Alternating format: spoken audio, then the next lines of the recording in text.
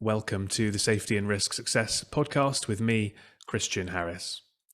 Today, we're moving a bit away from occupational health and safety and insurance into another aspect of risk, which is all around people, culture and HR. And my guest is Jacqui Mann, who's been working in this field for the last 20 years, and her business helps SMEs, most specifically, all around the UK to drive a better culture. So we talk about why HR is really important and has become more of a strategic function within businesses, particularly in accelerating in the last couple of years since COVID. We talk about some of the risks, some of the foundations of HR that people need to get right, and also some of the opportunities. So what are the benefits of getting this right in terms of culture and all of the positive outcomes that brings? I'm sure you'll enjoy this. You'll get a lot from it. There's some good free resources that Jacqui shares as well. And I think this will most likely, like it did to me, make you just think in the back of your head, oh, let's just double check that this is all in place, because actually I can see that there are some positives to getting this right, but also some negatives if we get it wrong. Let's join the conversation then with myself and Jacqui. Cheers. Welcome to the Safety and Risk Success podcast with Christian Harris. We believe that proactive safety and risk management powers business performance. Each week we explore this theme, sharing guests, stories, insights, trends, hints and tips. You can find us on all the major podcasting platforms, and video versions are available on YouTube. But for now, let's join the conversation with Christian. Thanks for joining me today, Jacqui. How are you doing? I'm fine, thank you. Yeah, and thanks for having me on your podcast. Yeah, looking forward to it. We haven't delved too much into the sort of human HR aspects of managing business risk. We did a little bit with Stephen Sidebottom, who is the chair of the Institute for Risk Management, and he's a HR sort of professional by trade. But we were mostly talking about risk in a broader sense when in that conversation. Yeah. Okay. So yeah, looking forward to this. So just to start then, how would you explain kind of how you see the HR function as playing a role to manage and mitigate an organisation's risk? I think for me, HR, it became very apparent over the last 2 years that businesses realised how important HR was in the business. They tend to see it as, oh, I've got a pain, I've got a problem, so I need to sort it out, so go to HR. And actually, HR is much more important than that, and it needs to be seen as a strategic arm of the business. It's not just about hiring and firing. There's a lot more to it, and that's, as I say, become very apparent to people. And I'm actually working with quite a few businesses now on helping them with their people strategy. So looking at how we can improve things, how we can, what they need to be looking at in the future. Retention is really difficult for lots of companies at the moment because recruitment is hard, because employees can choose really where they want to go at the moment. So having a plan in place, often it's something that people just see as, they lump it with finance, and I never know why, because finance people aren't people. I'm an HR person, I deal with people, not numbers. So, they just don't see the seriousness of it sometimes, and how it can really support and benefit the business. And have you seen then, you mentioned the pandemic, and sort of certainly my impression is that, we need to be much more people-centric, and organisations are getting more people-centric. So have you seen that sort of shift from being seen as maybe a bit of a back-hour necessity function to being a really critical strategic part of a business? Has that been accelerating over the last couple of years? Definitely. It has definitely seen a difference in that people have realised how important it is to have, dare I say it, is the policies and procedures that you need. So they're what I call the HR foundations. So, with your HR foundations, a lot of businesses still don't have them in place, but they, especially when they're starting out and they're taking on their first few members of staff, it's critical to get those HR foundations in place. And I always compare it to, if you have the opportunity to, you're going to save your money, you're going to build a new house, you've had all of the plans done by the architect, you found this great plot of land, and you and your partner are going to build this great house, but then the builder says to you, well, actually we could do it a bit cheaper if we didn't dig any foundations.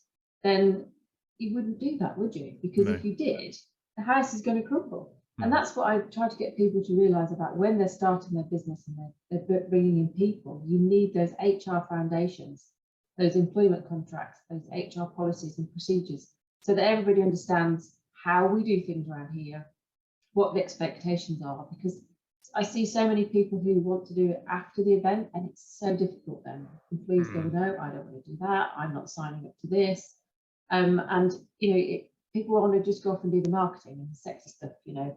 Yeah. Actually getting those foundations is absolutely key, and will save the heartache and the problems later on when you've got that in place, definitely. Yeah. One of my good friends is a lawyer that is in employment, and so I hear some horror stories about, you know, where people haven't got those foundations right, and what happens when things do go wrong. So I'm fully with you. You know, my mantra is always about prevention rather than cure. But it's so much easier to do it that way, and then you're setting, you know, the boundaries and what can happen. You know, so for instance, with employment contracts, it used to be that you could issue an employment contract to people up to 8 weeks from when they work for you. Now, I never thought that was a good idea anyway, not best practice, but also if you're signing up for a new job, if you're going to work for someone new, you want to know what the terms are that you're going to be working under. Whereas in 2020, the Good Work Plan came out, and a lot of people missed it because of the pandemic, so they didn't know it had happened. And actually, you now legally have to give out an employment contract, the terms and conditions, either on day one when they start or before they start. Now, I always recommend doing it before people start so they can see what happens. But so many people still don't know, and a lot of people think that they have, you know, people are on probation, so I can issue them a contract after that. Absolutely not. For a couple of reasons. One, it's not legal anymore to do that, but also we see that's when there's problems. People will come to us and say, oh, well, this member of staff won't sign this contract because I don't give sick pay. Actually, they say they want sick pay. And now they've been working with you, you know, for 3 months or more, and you want to give them a contract. It's just nonsensical, you know, it's just ridiculous that you think somebody's going to then want to sign it.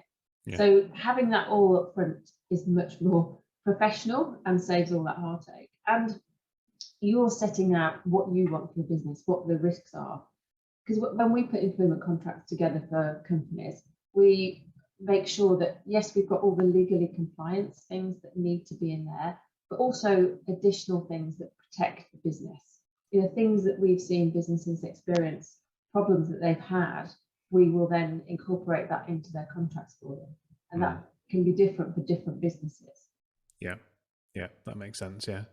So in terms of like the negative side of this, and then we'll go to the positive side of the benefits of getting all this right. I mean, what kind of ways can this go wrong? So, you know, what kind of risks can be posed to a business if they sort of don't deal with their HR professionally and in a structured way?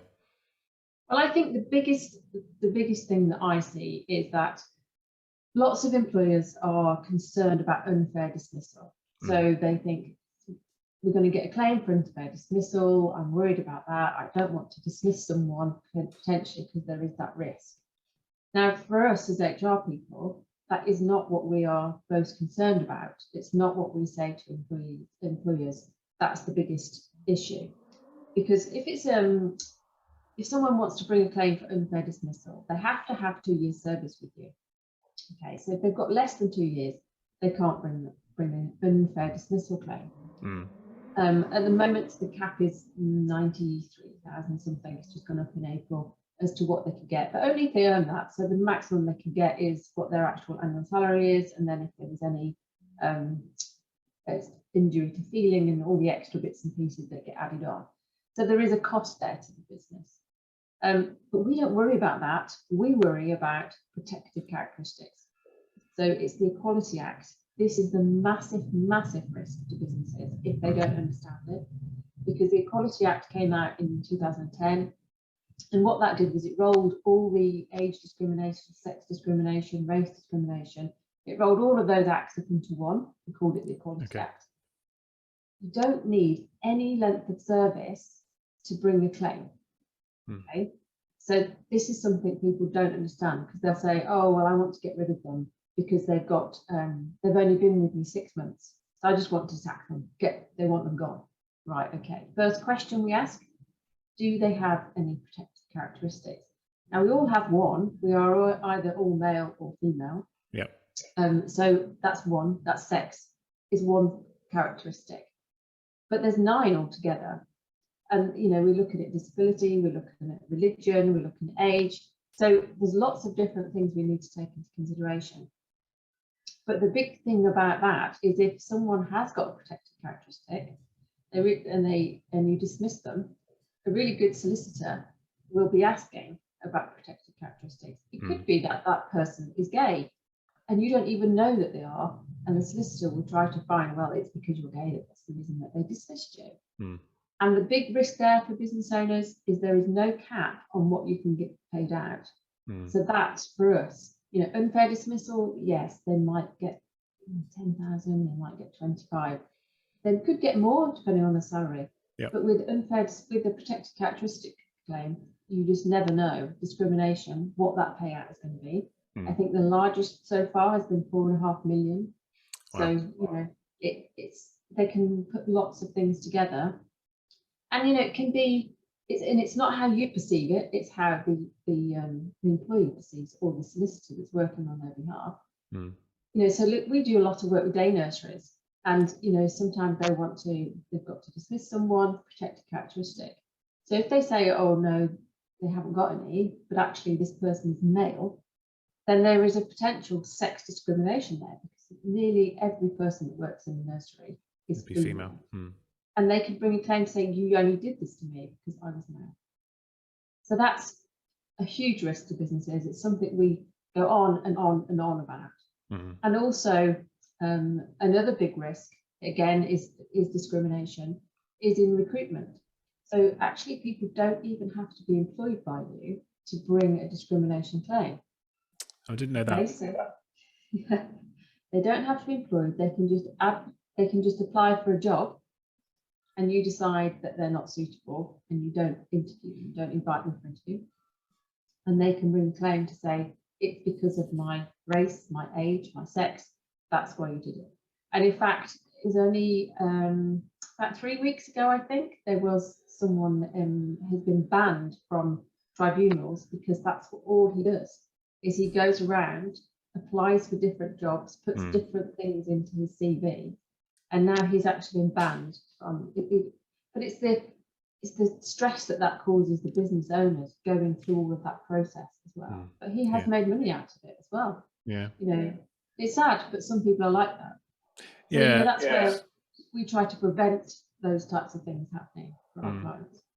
It's similar in the health and safety world, where you get people kind of looking to make claims, they're looking to have an accident, or they're sort of not even having an accident, but kind of chancing it to put a claim in. And sometimes people are, organisations are sort of a bit more of a soft touch, and they might just be paying out, 500 quid or something just to sweep it under the carpet. But if you do that twice a week, you're doing quite well for yourself, aren't you? Yeah, definitely. Yeah. So, that's where when we talk about when people are recruiting, that you really need a good, strong recruitment process so that you could justify the reasons why you've selected some people for interview and not others. And it's not just not inviting them to interview. If they come for an interview and then you don't give them a job, again, they can bring a claim. They can say, it's because I'm disabled, it's because I was black, all sorts of different things. Now, we're talking minority of people do this, but they do it. So they are risks that often, employers see as just HR being, difficult. And it's not. We're just trying to protect them because we see it. We see these things happening all the time. Maternity as well is another, big risk. If someone is pregnant, and then we often get, even in this day and age, employers who say, "Oh, well, I want them gone. They're pregnant. I don't want them." It's amazing that still happens. It is amazing. It's amazing how they still ask those questions at interview as well. Are you planning to have any children? Please do not ask those types of questions, or you will find yourself in an employment tribunal. Yeah, which is I suspect not a very fun place to be. I've never had to do one, but yeah, No, can't imagine it's very much fun. it's not. And I'd have thought that the other big risk here is around sort of, well, I suppose there's a business continuity risk if people are unhappy and leave, obviously if they're key staff and they leave, but also there's a reputation risk here, isn't there, that I guess in the social media driven world we're in is also amplified. Oh, definitely, it certainly is. I mean, we work a lot with businesses, with their company culture, and there are quite a few companies out there who've got a very toxic culture, and trying to resolve that. And unfortunately, a lot of people think that, company culture is something you just come up with a mission, vision and your purpose, whichever they want to call it. I like to call it purpose. But, they do that and they do their values and then they stick them on the wall and that's it. I think that's it done. I mean, that's not it at all. I go into organisations and ask employees, what are the values, and explain them to me, and they don't know. Most of the time they've got no idea. The difference in getting companies that have got a really great culture, and it doesn't mean that everybody's sitting around on bean bags and free coffee and stuff like that all the time. It's not about just that. They're just perks of working for a company. But if everybody understands where the business is heading to and the goals that it wants to achieve and how they fit into that picture, then that really does make a huge difference to the business. Whereas lots of employees will say, oh no, we don't believe in this culture, it's rubbish. Every company has a culture. It's whether it's the culture that you want it to be, whether it's a toxic one. I'm working with a client at the moment where everyone's working in silos. It's not saying that they're bad employees, but they haven't got that leadership. They don't know where they're all heading to, and then people are leaving and it's all just going horribly wrong. And of course it's expensive to recruit new people, and then it's retaining those people. Once you've got them, it's making sure that you retain them, look after their well-being. That is something that's really high on employees' tick lists these days. Health and well-being, how they're being looked after, and also training and development is something that they're really keen on. So that's some of the sort of downsides then, but let's flip it on its head. And I mean, what's your experience of, where people do get this right? What are some of the positive outcomes that they achieve? And, from looking at things from, say, the positive side of risk, which we often overlook, the opportunities for growth and all this kind of stuff, how does that enable those positive outcomes to happen? Well, I think once you've got all your foundations in place, so you've got your HR policies in place and your employment contracts, then everybody understands what that means to be working for you, what the rules are. And people do like rules, to a certain extent, because then they know where they stand. But having your values in place, and the really key thing for me is what I don't see very often in businesses is having behaviours that match those values. Because a value is just normally, a few words. But what does that actually mean? And I worked in a company years and years ago when I was an employee, where they had an awful culture. And what their interpretation of the value was and the behaviour they went with it was very different from mine. Honesty was something they said. It was anything but. And that creates a really difficult place where people don't want to go to work. When you've got people who are the right people working for you, who believe in your values and understand what those behaviours are, then when someone comes in that doesn't live those values, the employees themselves, well, they're not right for us, and people will then work towards the goals of what the business is trying to achieve. And if you go through a bad time, which, business is up and down, it's never just perfect. Yeah, especially in the last couple of years. Yeah, then those employees will stick by you through thick and thin because they know what they're trying to achieve and they know how they're treated. They know, every business is different of what their culture is like, but having, the ability for employees to really be able to work towards the goals, they understand how they fit into the business. It makes a huge difference. And it means that as a business owner, if your goal is to have a lifestyle business, which a lot of it is, like for myself as well, is then you're able to step away from the business because it can run without you. Effectively, you can make yourself redundant if you want to, because you can have a team who can run the business. You're quite confident that they can do that, and you don't need to be there all the time. Compared to the business owner who thinks, like a lot of us do, that nobody can do this like me, and I'm the only person who can do this, and that's not true. But people need to understand what the right processes are so that they know how it is that you want them done. Otherwise, they don't do them the right way because they don't know any different. Yeah. So it's hard work putting all of those things in place though, and it can take several years to get there. It's not something that can happen overnight. No. But it can make a huge difference when you do. Yeah, that's certainly something that I'm trying to always move forwards with, which is kind of preventing me being the blocker in the business, if you know what I mean. So in other words, getting things happening without my involvement being necessary, because otherwise I'm just very busy, and if things have to come through me, then they often don't get done as promptly as they should be. No, I mean, it's like, we have lots of processes in place for everything. And sometimes it's a case of, we need a procedure for that. We need to know. And it is a case of how we do everything. So that, because all my team is remote now. So when you've got remote workers, they're all employees, but they're all remote. You have to have really good communication channels. You have to make sure that everybody understands how we do things, so that they're not doing things in a different way. Not just for the business, but for the client.